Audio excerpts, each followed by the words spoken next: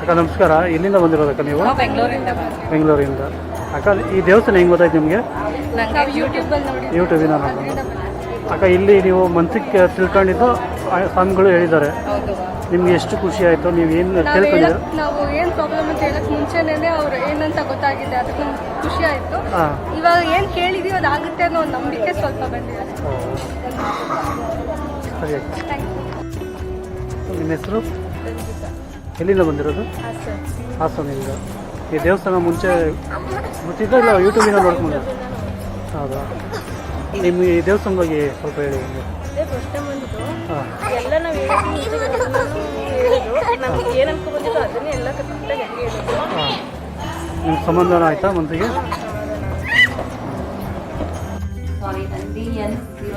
YouTube ಚಾನಲ್ಗೆ ಸ್ವಾಗತ friends.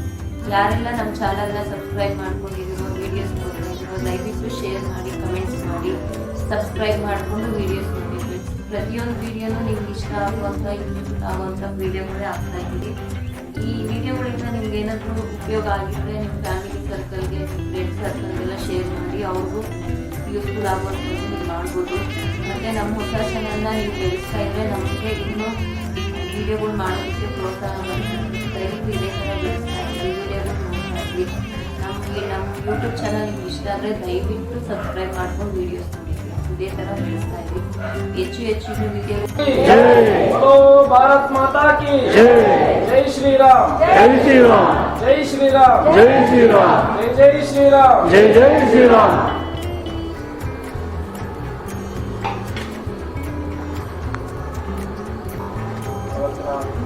ಮಹಾಪೂಜೆಯನ್ನು ಶಾಸ್ತ್ರೋಪಚಾರವಾಗಿ ಈ ಕ್ಷೇತ್ರದಲ್ಲಿ ನೆರವೇರಿಸ್ತಾರೆ. ಈ ಕ್ಷೇತ್ರದ ವಿಶೇಷ ಏನಂದರೆ ಸೋಮವಾರಕ್ಕೆ 3 ಕಾಲ ಅಭಿಷೇಕ, 3 ಕಾಲ ಮಹಾನೈವೇದ್ಯಗಳಾಗ್ತದೆ. ಅದು ಪ್ರಾತಃ ಕಾಲ ಸೂರ್ಯ ಉದಯದ ಒಳಗಡೆ ಒಂದು ಅಭಿಷೇಕ ಪೂಜೆ ಆಗಿ ಅಮ್ಮನವರಿಗೆ ಸುಪ್ರಭಾತ ಸೇವೆ ಆಗುತ್ತೆ. ಮತ್ತು 7:30 ಮತ್ತೆ ದೇವರಿಗೆ ಅಭಿಷೇಕ ಸ್ಟಾರ್ಟ್ ಆಗುತ್ತೆ. ಈ ಸಮಯಕ್ಕೆ ಮಹಾಮಂಗಳಾರತಿ ಆಗುತ್ತೆ. ನಿಮ್ಮೆಲ್ಲರಿಗೂ ಒಂದಷ್ಟು ಜನಕ್ಕೆ ಎಲ್ಲೋ ಒಂದು ಕಡೆ ಕ್ವಶನ್ ಆಗುತ್ತೆ, ಏನಪ್ಪ ಸ್ವಾಮಿಗಳು ದೂರ ಹೋಗ್ತಾರೆ, ಮುಟ್ಟಿಸ್ಕೊಳ್ಳಲ್ಲ, ಇದೆಲ್ಲ ಒಂದಷ್ಟು ಜನಕ್ಕೆ ಭಾವನೆಗಳಿರುತ್ತೆ. ಆ ಭಾವನೆಗಳನ್ನು ನೀವು ಯಾವ ರೀತಿ ವ್ಯಕ್ತಪಡಿಸಬೇಕು, ಈ ವಿಚಾರ ಏನನ್ನು ನಿಮಗೆ ತಿಳಿಸ್ತೀವಿ ನೋಡಿ. ಬೆಳಗ್ಗೆ ಇಲ್ಲಿ ಯಾರು ಎತ್ತಿಗಳು ಅರ್ಚಕರು, ಯಾರು ಎತ್ತಿಗಳು, ಅವು ಯಾರು ಮುಖವನ್ನು ನೇರವಾಗಿ ದೃಷ್ಟಿಪಟ್ಟು ನೋಡೋದಿಲ್ಲ, ಯಾರನ್ನು ಮಾತಾಡಿಸೋದಿಲ್ಲ, ಯಾರ ಕಡೆನೂ ಚರ್ಚೆಗಳನ್ನ ಮಾಡೋದಿಲ್ಲ. ಇದು ಎಲ್ಲಿ ಸಮಯ ಅಂದರೆ ಇಲ್ಲೇ ಸಮಯ ತನಕ ಇಷ್ಟು ಅವಕಾಶ ಇರುತ್ತೆ. ಅರ್ಥ ಆಗುತ್ತಲ್ಲ ನಮಗೆ? ರಾತ್ರಿ ನಾವು ಮನೆಗೆ ಎದ್ದ ಕೂಡದಿಂದನೂ ದೇವರ ಸೇವೆ ಆಗಿ ಬಂದು ಗೋಪೂಜೆ ಮುಗಿದು ಇಲ್ಲಿ ಬಂದು ನಿಂತು ದೇವರಕ್ಕೆ ಮುಖಾಮುಖ ಸ್ಪರ್ಶ ಮಾಡ್ತದೆ ಕಾಮದೇವ. ನೋಡಿದಲ್ಲ ನೀವು? ಅದಾಗಿ ಮತ್ತೆ ಅಮ್ಮನವರ ಸೇವೆ ಆಗಿ ಮತ್ತೆ ಇಲ್ಲಿ ಬಂದರೆ ಮತ್ತೆ ನಾವು ಇನ್ನು ಗರ್ಭದ ಗುಡಿಗೆ ಸಂಜೆ 8:30 ಗಂಟೆ ಹೋಗುತ್ತೆ. ಅದು ಪದ್ಧತಿ. ಇನ್ನು ಸಂಜೆ 8:30 ತನಕ ಒಳಗಡೆ ಗರ್ಭದ ಗುಡಿಯನ್ನು ನಾವು ಸ್ಪರ್ಶ ಮಾಡೋದು. ಅದು ವಾಡಿಕೆ ಮತ್ತೆ ರೂಢಿಯನ್ನು ಮಾಡಿ. ಯಾಕೆಂದ್ರೆ ಮನುಷ್ಯನಿಗೆ ಬೆಳಗ್ಗೆ ಎದ್ದ ತಕ್ಷಣ ನಿತ್ಯ ಕರ್ಮಗಳು, ಅವನ ಚಲನವನ್ನು ಯಾವ ರೀತಿ ಇರುತ್ತೋ ಅದೇ ಥರ ಒಂದು ಶಿಸ್ತು, ಕ್ರಮಬದ್ಧತೆಯನ್ನು ಕ್ಷೇತ್ರಕ್ಕೆ ಅಳವಡಿಸಿ. ಯಾಕಾಗ್ತದೆ ಅಂದರೆ ನಾವು ಇವಾಗ ಸಮಯಗಳು ಕಮ್ಮಿ ನಮಗೆ. ಇದು ಯಾರು ಅರ್ಚಕರಿಲ್ಲ ಮತ್ತು ಯಾರೂ ಇಲ್ಲ, ಇದೆಲ್ಲ ಒಬ್ಬರೇ ಮಾಡಬೇಕಾಗ್ತದೆ.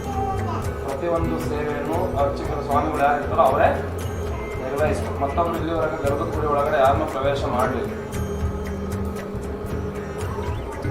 ಒಂದು ವ್ಯವಸ್ಥೆನೂ ಸುಧಾ ಅಂದರೆ ಅಮ್ಮನವರು ಆಜ್ಞೆ ಮಾಡಿದರೆ ಅದನ್ನು ನಾವು ಮಾಡಬೇಕಾಗ್ತದೆ.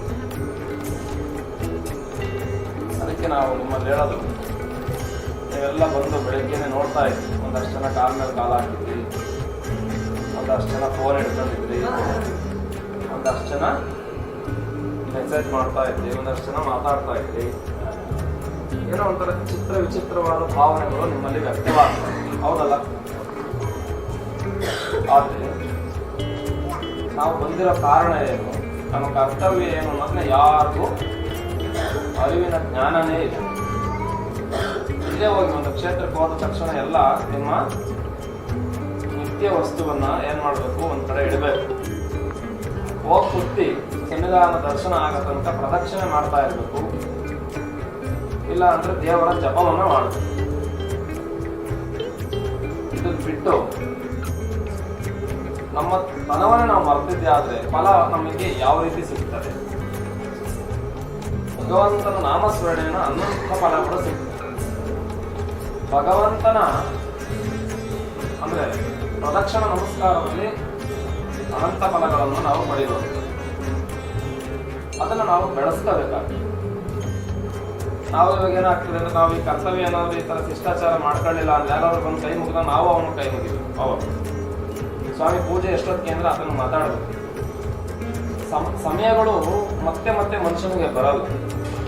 ಸಮಯಗಳು ಹೋಗ್ತಾ ಇರ್ತವೆ. ಹಣ ಬರ್ಬೋದು, ಹೋಗ್ಬೋದು, ಆದರೆ ಸಮಯ ಮಾತ್ರ ಯಾವ ಮನುಷ್ಯನ ಜೀವನದಲ್ಲಿ ಒಂದು ಸಮಯವನ್ನು ಕಳ್ಕೊಂಡ್ರೆ ಮತ್ತೆ ಆ ಸಮಯವನ್ನು ಪಡ್ಕೊಳ್ಳಿಕ್ಕೆ ಸಾಧ್ಯನೇ ಇಲ್ಲ. ಅದಕ್ಕೆ ಸಮಯವನ್ನು ನಾವು ಸಮಂಜಿತವಾಗಿ ಸರ್ವ ಕಾರ್ಯದಲ್ಲೂ ಸರಿಸಮಾನವಾಗಿ ನಾವು ದಿನನಿತ್ಯದ ಸಮಯವನ್ನು ಬಳಸ್ಕೋಬೇಕಾಗ್ತದೆ. ನಮಗೆ ಆಯಸ್ಸು ಹೆಚ್ಚುತ್ತಾ ಇರ್ತದ, ಕಮ್ಮಿ ಆಗ್ತಾ ಇರ್ತದೆ. ಅದಕ್ಕೆ ನಾವು ಕಮ್ಮಿ ಆಗುವಂತ ಆಯಸ್ಸನ್ನ ನಾವು ಮಾಡುವಂತ ಧರ್ಮದ ಕಾರ್ಯದಲ್ಲಿ ಒಂದಷ್ಟನ್ನ ಏನ್ ಮಾಡಬೇಕು. ನಿಮ್ಮ ಹೆಸರು? ಶ್ರೀನಿವಾಸ ಅಂತ. ಈಗ ಒಳಗೆ ಹೋಗಿದ್ರಲ್ಲ, ಫಸ್ಟ್ನೇ ಕೇಳಿದ್ರಲ್ಲ, ನಿಮ್ಮ ಮನಸ್ಸಿಗೆ ಅಂದ್ಕೊಂಡಿದ್ದೆಲ್ಲ ಹೇಳಿದ್ರಾ? ಹೌದು, ನಮ್ಮ ಮನಸ್ಸಲ್ಲಿ ಅಂದ್ಕೊಂಡೋದು ನಮ್ಮ ಲ್ಯಾಂಗ್ವೇಜ್ ಇಲ್ಲ ಅಂದರೆ ಅದೇ ಲ್ಯಾಂಗ್ವೇಜ್ ಹೇಳ್ತಾರೆ, ಅರ್ಥ ಮಾಡ್ಕೋಬೋದು. ಅದಾ ನೀವು ಅಂದ್ಕೊಂಡಿದ್ದೆಲ್ಲ ನಿಜ ಇದೆಯಾ? ಈಗ ವ್ಯವಹಾರ ಅಂತಾರೆ, ವ್ಯವಹಾರ ಅಂದರೆ ನಿಮ್ದು ಯಾವುದೇ ಬಿಸ್ನೆಸ್ ಆಗಿದೆ ಯಾವುದಾದ್ರು ಸಾಲ ಅಂತಾರೆ, ಆ ಥರ ಅದಕ್ಕೆ ಅಂದ್ಕೋಬೋದು. ಅದು ಕವರ್ ಆಗ್ತದೆ. ಹೌದಾ? ನಿಮ್ಮ ಮನಸ್ಸಿಗೆ ಸಮಾಧಾನ ಆಯ್ತಾ? ಬಂದಿದ್ದಕ್ಕೆ ಸಮಾಧಾನ. ಹೌದಾ? ನಿಮ್ಗೆ ಹೆಂಗೆ ಗೊತ್ತಾಯ್ತಾನ? ಇದು ಎಷ್ಟನೇ ಸತಿ ಬಂದಿರೋದು ನೀವು? ಫಸ್ಟ್ ಟೈಮ್ ಬಂದಿರೋದು. First time? ಎರಡನೇ ಸಲ ಬಂದಿರೋದು. ಒಂದು ಸಲ ಅಮಾವಾಸ್ಯೆ ದಿವಸ ಬಂದಿದೆ, ಗೊತ್ತಿಲ್ಲ, ವಾಪಸ್ ಹೋದೆ. ಇವತ್ತು ಬಂದಿದ್ದು. ಬಟ್ ಒಂದು ಏನೋ ಒಂದು ವೈಬ್ರೇಷನ್ ಇದೆ ಜಾಗದಲ್ಲಿ. ಹೌದು, ಮುಗಿಸ್ಕೋಬೇಕಾಗುತ್ತೆ. ಅದಕ್ಕೆ ಭಗವಂತ ನೋಡಿ ಎಷ್ಟು ಕರುಣಾಮಯಿ ಅಂದ್ರೆ ನಮಗೆ ಪ್ರತಿಯೊಂದು ಜೀವಿಗೂ ಒಂದು ಆಯಸ್ಸನ್ನ ಕೊಟ್ಟಿದ್ದಾರೆ. ಹೌದಲ್ಲ? ಪ್ರತಿಯೊಂದು ಜೀವಿಗೂ ಆಯಸ್ಸನ್ನ ಕೊಟ್ಟಿದ್ದಾರೆ. ಎರಡನೇದಾಗಿ ನಾವು ಒಂದು ಯಂತ್ರವನ್ನ ತಯಾರು ಮಾಡ್ಬೇಕಾದ್ರೆ ಅದಕ್ಕೆ ಏನ್ ಮಾಡ್ತೀವಿ?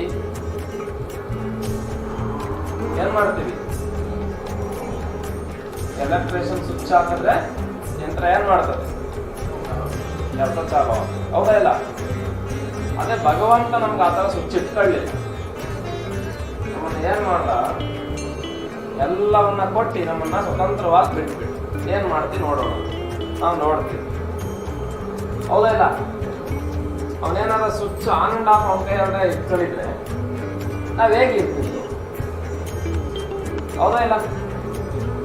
ಅದಕ್ಕೆ ಏನ್ ಮಾಡಿದಾನೆ, ಈ ಯಂತ್ರವನ್ನ ಒಳ್ಳೆ ಎಲೆಕ್ಟ್ರಿಷಿಯನ್ ವರ್ಕ್ ಮಾಡಿದ್ರು. 100 years ಗಿಂತ ಇನ್ನು 10 ವರ್ಷ ಜಾಸ್ತಿ ಬದುಕ್ತೀವಿ ಅಂತ ಏನ್ ಮಾಡಿದಾನೆ, ಒಳಗಡೆ ಇರುವಂತ ಯಂತ್ರಗಳನ್ನ, ಎಲೆಕ್ಟ್ರಿಷಿಯನ್ ವೈರ್ಗಳನ್ನ ಗೊತ್ತಲ್ಲ, ಹೃದಯವನ್ನ, ಕಿಡ್ನಿಯನ್ನ, ಸಣ್ಣ ಕರಳು, ದೊಡ್ಡ ಕರಳನ್ನ ಎಲ್ಲ ಏನ್ ಮಾಡಿದಾನೆ, ಬಹಳ ಸಿಸ್ಟಮೆಟಿಕ್ ಆಗಿ ಏನ್ ಮಾಡಿದಾನೆ, ಸೃಷ್ಟಿ ಮಾಡಿ ಜೋಡಿಸಿ ಕೊಟ್ಟಿದ್ದಾನೆ.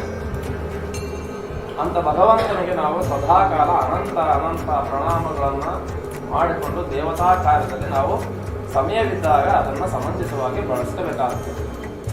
ಆತ ಏನಾದ್ರೂ ಈ ಕಣ್ಣನ್ನ ತಂದು ಇಲ್ಲಿ ಇಟ್ಬಿಟ್ಟಿದ್ರೆ ಏನ್ ಮಾಡ್ತಿದ್ರಿ? ಹಿಂಗೆ ಓಡಾಡ್ಬೇಕು. ಹೌದಲ್ಲ? ಹಿಂಗೆ ಓಡಾಡ್ಬೇಕು. ಈ 2 ಕಾಲು ತಂದು ಇಲ್ಲ ಹಾಕಿ, 2 ಕೈ ತಂದು ಇಲ್ಲ ಹಾಕಿದ್ರೆ ಎಂತ ಪರಿಸ್ಥಿತಿ ಇರ್ತದೆ? ಅದಕ್ಕೆ ಕರುಣಾಮಯಿ, ಕರುಣಾ ಸಾಗರ ಅಂತ ಭಗವಂತನನ್ನು ನಾವು ಅನಂತವಾಗಿ ಕರೀತಾ ಇರ್ತೀವಿ. ಅದಕ್ಕೆ ನಾವು ಮನುಷ್ಯನ ಜನ್ಮ 84 ಲಕ್ಷ ಜೀವರಾಶಿಯನ್ನು ದಾಟಿ ಬಂದಂತ ಜನ್ಮ ಇದೆ, ಅಪರೂಪದ ಜನ್ಮ ಆಗ್ತದೆ. ಹೌದಲ್ಲ? ಅದಕ್ಕೆ ಈ ಜನ್ಮವನ್ನ ನಾವು ಸಾರ್ಥಕತೆಗೊಳಿಸ್ಕೋಬೇಕಾಗಿದ್ದೆ. ಆದ್ರೆ ಒಂದಿಷ್ಟು. ನಮಸ್ಕಾರ, ಎಲ್ಲಿಂದ ಬಂದಿರೋಣ ನೀವು? ನಾವು ದಾವಣಗೆರೆ ಡಿಸ್ಟಿಕ್ ನ್ಯಾಮತಿ ತಾಲೂಕು. ನ್ಯಾಮತಿ ತಾಲೂಕು. ಅಣ್ಣ, ನೀವು ಈ ದೇವಸ್ಥಾನ ಹೆಂಗೆ ಗೊತ್ತಾಯ್ತಣ್ಣ ನಿಮಗೆ? ಇದು ಯೂಟ್ಯೂಬಲ್ಲಿ ನೋಡ್ಕೊಂಡು ನಾವು ಬಂದಿರೋದು. ಯೂಟ್ಯೂಬಿಂದ. ಅಣ್ಣ, ನಿಮ್ಮ ಮನಸ್ಸಿಗೆ ಏನು ಅನ್ಕೊಂಡಿದ್ರು ಅಲ್ಲಿ ಹೇಳಿದ್ರಣ್ಣ? ಕರೆಕ್ಟಾಗಿ ಹೇಳಿದ್ದಾರೆ. ಕರೆಕ್ಟಾಗಿ ಹೇಳಿದ್ದಾರೆ. ಮನಸ್ಸಿಗೆ ಏನು ಅನ್ಕೊಂಬಂದಿದ್ವು ನಾವು ಏನು ಉತ್ತರ ಕೇಳದೇ ಬೇಕಾಗಿಲ್ಲ, ಅವರೇ ಡೀಟೇಲ್ ಆಗಿ ಹೇಳಿದ್ದಾರೆ. ಹೌದಾ? ಇದು ಮತ್ತೆ ಪುನಃ 3ನೇ ಸತಿ ಬರ್ತಾರೆ. ನೀವು 3ನೇ ಸತಿ? ನೀವು ಮುಂಚೆ ಬಂದವಾಗ ನೀವು ಮುಂಚೆ ಕೇಳಿದ್ದು ಸಕ್ಸಸ್ ಆಗಿದೆ ಅಣ್ಣ ನಿಮ್ಮದು ಪರೀಕ್ಷೆ? ಮುಂಚೆ ಕೇಳಿದ್ದು ಎಲ್ಲ ಪರ್ಫೆಕ್ಟ್ ಆಗಿದೆ. ಆದರೆ ಇನ್ನೂ 2-3 ಕೆಲಸ ಬಾಕಿಗಳು ಇದೆ. ಅದನ್ನು ಮತ್ತೆ ಇವತ್ತು ಅದೇ ಉದ್ದೇಶ ಬಂದಿದ್ದೀವಿ. ಹೌದಾ?